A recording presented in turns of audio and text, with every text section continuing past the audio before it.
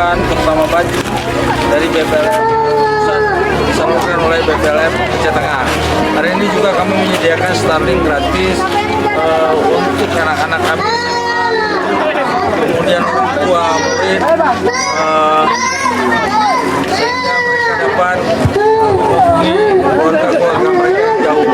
Perlu juga kami sampaikan bahwa di Kecamatan Bintang ini sudah 1 bulan tidak hidup listrik, sehingga mereka mengandalkan genset yang sampai saat ini minyaknya juga masih langka. Kami salah satu daripada Desa mengucapkan ribuan terima kasih kepada Bapak Capri, kemudian Bapak Pengawas beserta rombongan, kemudian wanita, kemudian MKKS dan beserta tim kesehatan yang telah hadir pada saat ini mengunjungi kami selaku warga SMA 7 Tatingon